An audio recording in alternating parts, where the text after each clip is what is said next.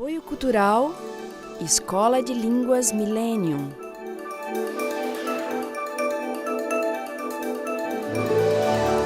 Próton Editora.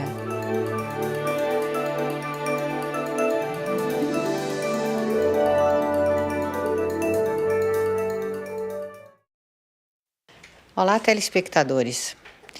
Os problemas psicológicos do ser humano, que não são conhecidos, as suas emoções destrutivas, não estão somente destruindo a civilização, a natureza, mas isso tudo que a pessoa não percebe, que faz, que pensa, que sente, acaba por destruir a si mesma. Então vejam os senhores um dado mais ou menos recente da Organização Mundial de Saúde sobre o estado da saúde mental de todos os povos. A depressão já atinge 20% da população em todo o mundo. Isso são dados oficiais, quer dizer, são pessoas que oficialmente procuram os órgãos de saúde para solicitar ajuda nesta situação e são medicadas. Mais de 400 milhões de pessoas no mundo sofrem de depressão continuamente. 11% são homens, 19% mulheres. Então, os senhores notem a seguir que essa atitude destrutiva que o ser humano adota acaba levando a ele mesmo a sofrer desse processo depressivo. Porque se o ser humano, pela inveja que tem, pela arrogância que tem, enfim, pelos seus sentimentos negativos, se ele destrói o bem da sua vida, ele acaba por se deprimir severamente. Então, vejam os senhores que o ser humano destrói 3 espécies animais e vegetais por hora, 150 espécies por dia, 55 mil por ano, espécies vegetais, batata, amendoim, também os animais, baleias, linces. E essas atividades destrutivas são as mais comuns, as mais conhecidas: o desmatamento, a poluição e o aumento populacional humano. E notem os senhores que todas essas atividades são voluntárias, não é a natureza que está agredindo o ser humano, é o ser humano que destrói a natureza. Assim como não é uma doença que destrói e ataca o ser humano, mas o ser humano que destrói e ataca a sua saúde, mesmo que não tenha consciência disso. Por isso a importância da ciência da psicopatologia e da sociopatologia, para que nós possamos readquirir as rédeas da nossa vida, que no momento estão sendo levadas justamente pelos poderes mais patológicos, né? Que acabam visando o seu lucro pessoal, mas que não deixa de ser uma atitude destrutiva na própria vida deles. Então, isso é um problema universal que precisa ser conscientizado. Eu acho que o que a Cláudia citou, né? Que o mal entrou no mundo por aquilo que chamam de pecado original, que no século II havia São Basílio, um santo que falou que o pecado original seria a inveja. Então veja esse cartaz. O mal entrou no mundo através da inveja. Eu gostaria, por exemplo, de falar agora um assunto que muitas pessoas já me pediram para trazer na televisão e que eu acho muito urgente, porque diz respeito às leis das nações, né? Diz respeito à classe advocatícia. Veja a questão da inversão no direito. O que acontece no direito? Bom, em primeiro lugar, o querelante, que é o doente grave geralmente, faz uma denúncia a um delegado, a um promotor ou a um procurador. Notem que faz essa denúncia porque a pessoa geralmente ou é muito doente, que no Hospital das Clínicas tinha muito esse problema.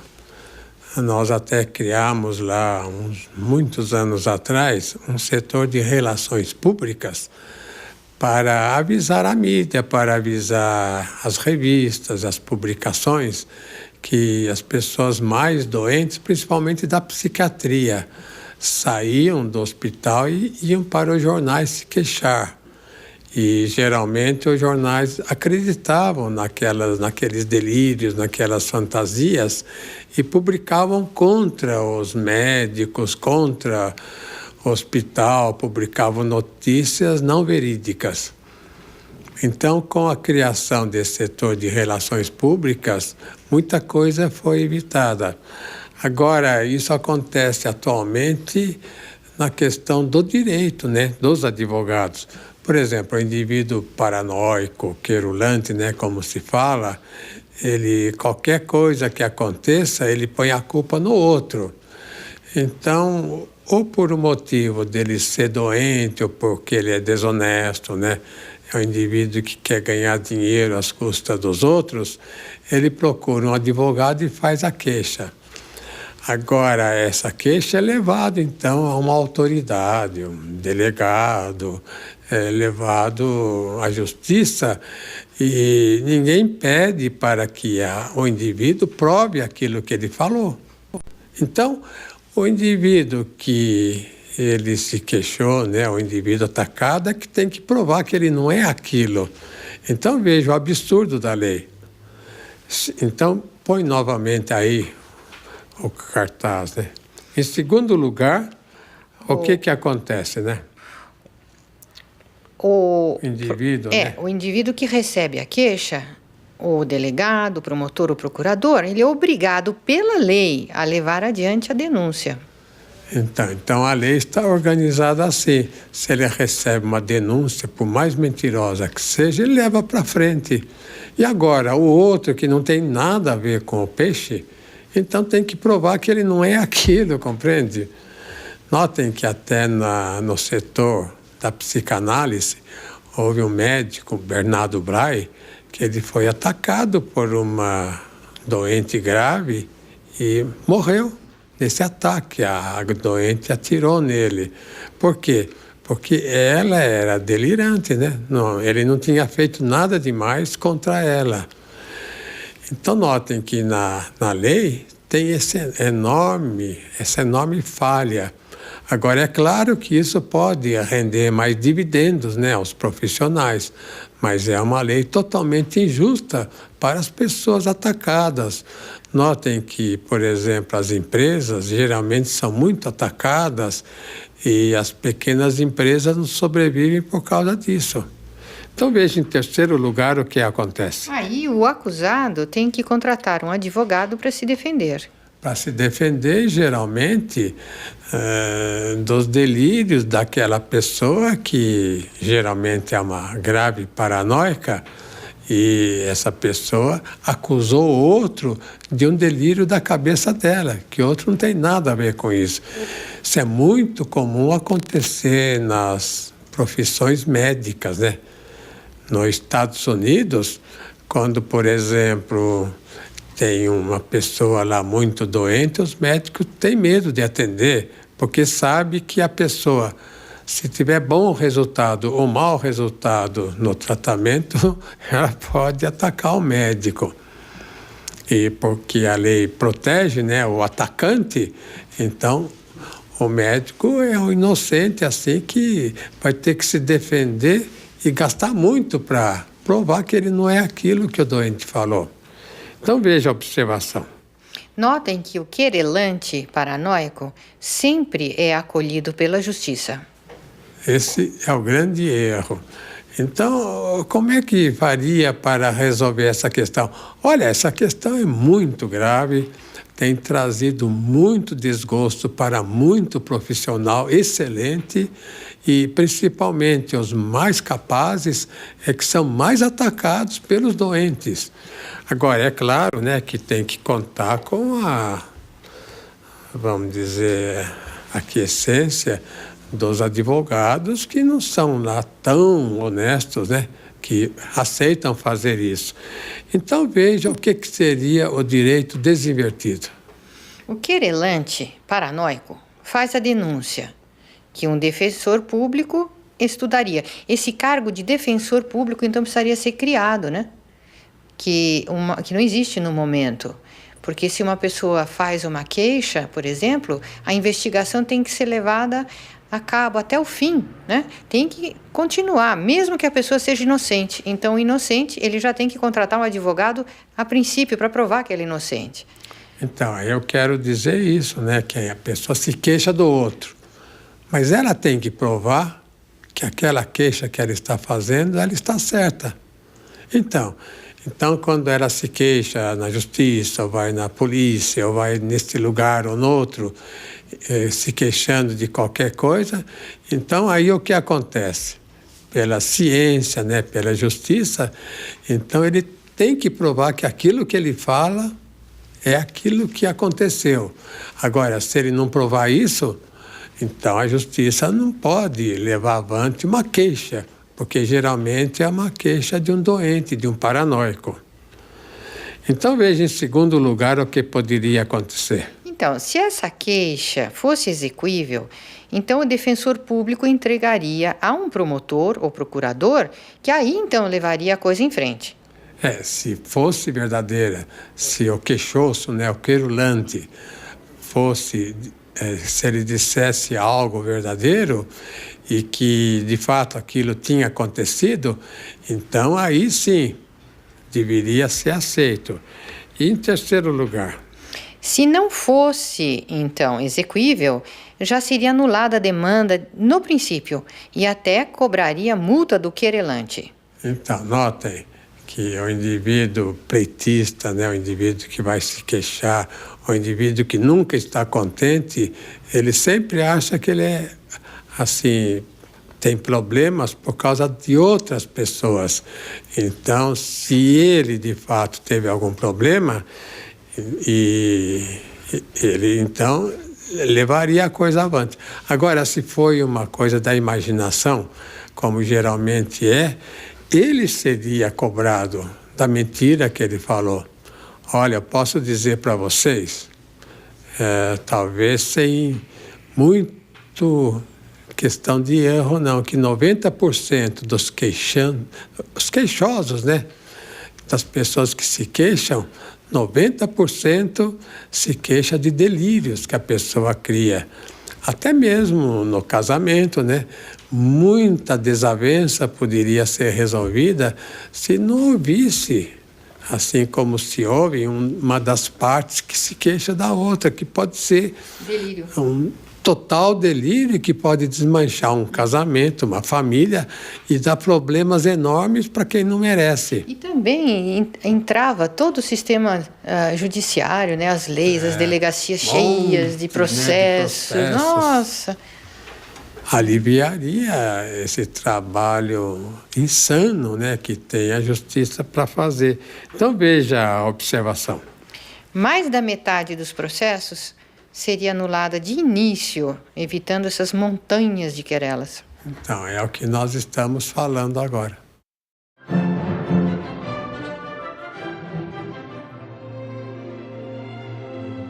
Apoio Cultural, Escola de Línguas Millennium.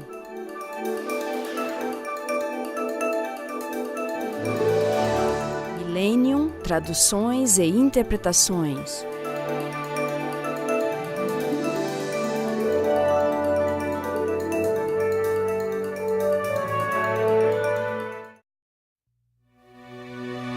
The cycle is centuries old. Man creates a sick society as he's increasingly sickened by it. O nosso trabalho tem a finalidade de recuperar a saúde mental das pessoas e a saúde até física das pessoas. In health, energy, education, economics, in every area of human endeavor, Analytical Trilogy disinverts the prevailing mindset and puts humanity on the right path again.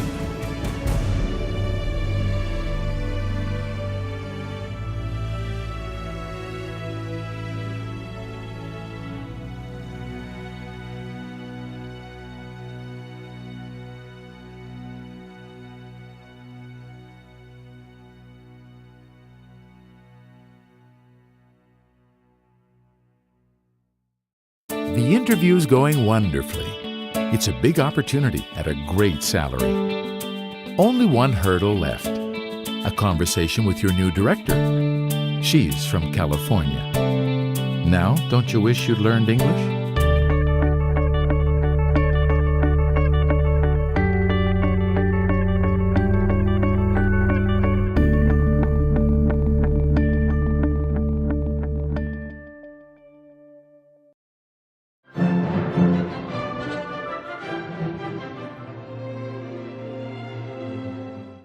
Então, Dr. Kep, o senhor estava falando a respeito de leis no programa, no bloco anterior.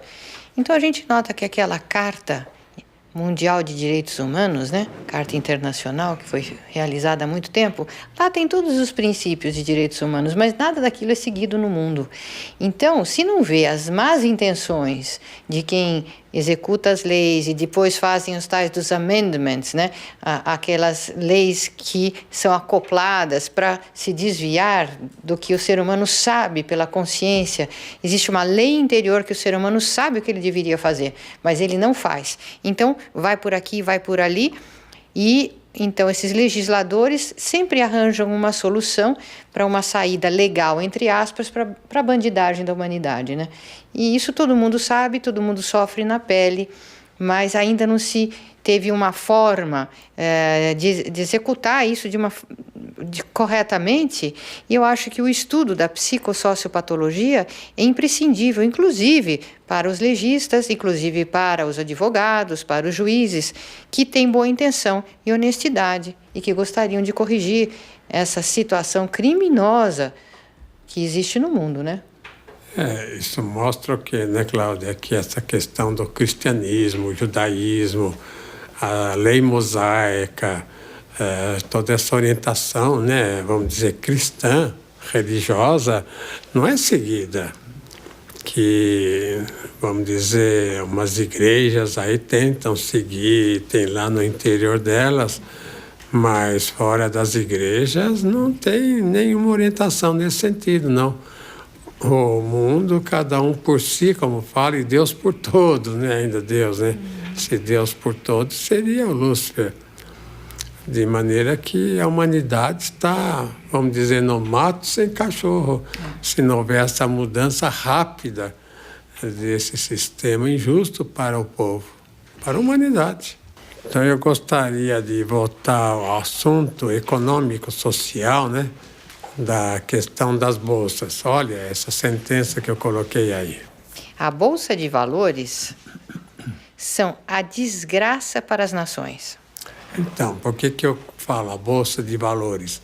Porque a Bolsa de Valores não forma assim, de modo geral, a economia dos países.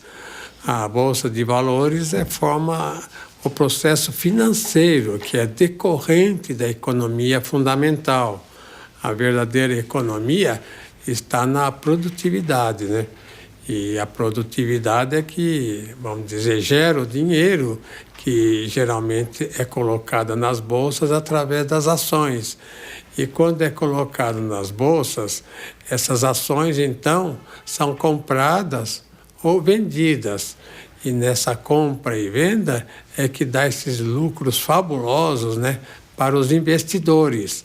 Mas o país não lucra nada com isso, porque inclusive os grandes bancos, a Fed lá nos Estados Unidos, os grandes bancos são todos particulares.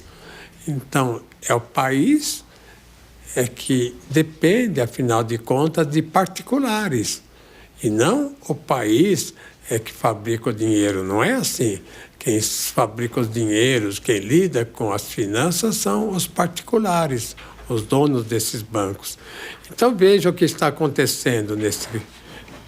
A queda das finanças e não da economia. Primeiro, não está havendo queda do sistema econômico, mas do financeiro. É o que eu quero falar com isso, né? Que se a bolsa cai, não é a economia do país que está caindo, é uma parte do processo financeiro, que finanças é lidar com dinheiro, né? E na questão da especulação, então dá um valor exagerado a quem não deve, ou um valor muito ínfimo a quem deveria dar valor. a certas produções que são fundamentais para o país. Veja em segundo lugar. Os Estados Unidos fizeram uma economia falsa do mercado. Fizeram uma economia de mercado. Essa economia de mercado é que está causando essa perturbação toda naquele país e que pode causar também no resto do mundo. Agora, o que acontece? Quando essa economia falsa cair, é que virá a verdadeira economia que vai dar uma grande tranquilidade mesmo ao povo americano. Veja em terceiro lugar. Neste caso, é o sistema financeiro que está se desmoronando. É fundamental o mundo perceber que é bom cair esse sistema errado para retornar à verdadeira economia. Então, notem, né, que é fundamental haver uma queda das bolsas. Por exemplo, a Bolsa de Chicago determina o valor dos alimentos no mundo todo e está havendo uma subida muito grande dos preços. Está se tornando impossível para alguns países comprar alimentos, países que não produzem, comprar alimentos de outros países por causa da questão alta do dinheiro. Inclusive a gasolina, né, o petróleo, está, vamos dizer agora, a 120 o barril. Então, toda a economia vai embora na mão dos especuladores. Então, veja esse esquema que eu pus aí. Queda das bolsas. Primeiro, é a queda das fantasias delirantes do primeiro mundo. Então, notem que não foi só os Estados Unidos, mas a Europa em geral está vivendo atualmente muito em função das bolsas. Até mesmo o Japão, né? Até mesmo outros países que estão agora melhorando a sua situação econômica, está querendo viver do mesmo modo que pode levar também esses países a uma grave decadência. Veja em segundo lugar. É o fim dos indivíduos invejosos e vorazes. Quer dizer, é o fim da doença no mundo, porque se a doença predominou até agora, está na hora, né, dessa doença ser conscientizada, como nós fazemos, para ser controlada. Então veja em terceiro lugar. É o retorno à verdadeira realidade, que é o trabalho. Se a pessoa passa por este mundo tão rapidamente e não trabalha, então não passou pelo mundo, não viveu. Se a pessoa não tem um trabalho realizador, então ela teve uma vida inútil. Veja a observação. O ser humano se desespera com os desastres artificiais e não com os desastres naturais que podem realmente destruí-lo e que o ser humano está causando, né? Mesmo os desastres naturais, né, podem ser causados, né, pela atitude do ser humano, por uma atitude muito agressiva, né, contra a natureza, destruindo floresta, poluindo os mares, os ares, e que cause até terremotos, furacões, essas coisas. Veja essa outra sentença. A inveja existe porque não é perceptível. Se ela, a inveja, fosse perceptível, não existiria. Então, o que eu quero falar com isso, né? Falando, por exemplo, com os senhores, que todo ser humano é invejoso porque tem essa falha original. Mas a pessoa não percebe que é. Mas falando, a pessoa, pouco a pouco, começará a perceber. Aliás, o processo de psicoterapia é esse. É fazer o indivíduo perceber a inveja dele. Se não tem essa preocupação na psicoterapia, nunca haverá uma melhoria no ser humano. Dr. Kempf, eu queria aqui fazer um comentário. O senhor, como psicopatologista, foi o primeiro e único até hoje a fazer um estudo da psicopatologia aplicada à política e economia, que percebeu as causas psicopatológicas dessas falhas que nós estamos vivendo no sistema social, econômico e político. Então, muitas pessoas vão dizer, mas como? O Dr. Kepp está fazendo política, ele está falando sobre capitalismo, sobre neoliberalismo, sobre leis. Então, ele não é um psicanalista, é justamente está tentando conscientizar a população que a psicopatologia, os problemas emocionais que o ser humano tem e que levaram e levam a civilização a essa catástrofe social e econômica e política. Então, se não for corrigida e conscientizada a base, esses sistemas todos que são doentes, invertidos, não vão poder ser corrigidos. Então, você nota que o problema de inveja é um problema que é atinente a toda a estrutura. É atinente ao estudo, por exemplo, da sociologia, da psicologia, não só da psicanálise, da psicopatologia, mas também a física.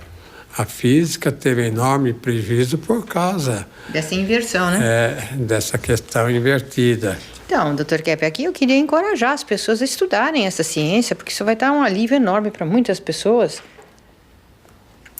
Nós estamos agora tentando, né, Cláudia, fazer uma faculdade para dar uma noção mais ampla, por exemplo, no fator da teologia, né? Inclusive. A teologia, quer dizer, questões assim divinas, têm que ser estudadas num amplo, assim, transcendental, geral, de todos os países, de todos os movimentos da personalidade. Quer dizer, a transcendência exige, assim, um reconhecimento para a pessoa ter uma vida melhor, não só numa igreja, assim, numa vida religiosa, mas principalmente na vida aqui fora. Olha esse esquema que eu vou colocar aí. A necessidade das riquezas, a importância do dinheiro. Eu ponho esse esquema para mostrar que o dinheiro não é uma coisa detestável, que a riqueza não é detestável. Aqui no Brasil existe a mania de fazer filme mostrando miséria. É uma mania assim muito doentia dos diretores de filmes, só mostrando favelas e doenças. Isso é algo muito deprimente. O certo é mostrar o que existe de bom, porque o que existe de ruim é a negação do que é bom. Então, cultiva uma atitude muito, assim, doentia. Então, veja aí, em primeiro lugar, né? A riqueza atual da humanidade está no dinheiro. Então, o dinheiro é fundamental para haver uma vida normal. E, nesse sentido, o americano tem razão. Mesmo que ele tenha especulação errada lá, que o amor pelo dinheiro é necessário. Veja em segundo lugar. O dinheiro é a riqueza de todos os povos. E terceiro lugar. Os bilionários e os miseráveis trazem o mal para o mundo. Que no final, né? Um indivíduo super rico é um indivíduo que só pensa em dinheiro. Mas pessoas que pedem esmola, que querem viver de esmola, também é um indivíduo que dá enorme valor ao dinheiro, né? Mas ele quer sem trabalhar. Veja a observação. O importante é ter consciência da necessidade das riquezas para a humanidade se desenvolver. Queria deixar um aforismo final, veja. Causa, ação e fim determinam a existência do ser normal e o anormal, a sua incompatibilidade. Só quero dizer o seguinte, que a finalidade da pessoa é igual à ação que a pessoa tem. Então, se a pessoa está numa causa humana, ele é humano. Se ele está numa causa neurótica, então ele escolhe um fim neurótico para a vida dele. Que a pessoa tem que ver e viver, né, de acordo com uma finalidade boa, que aí ele estará também agindo no bem. O bem é a finalidade da existência. Então, retornamos na próxima semana. Até lá.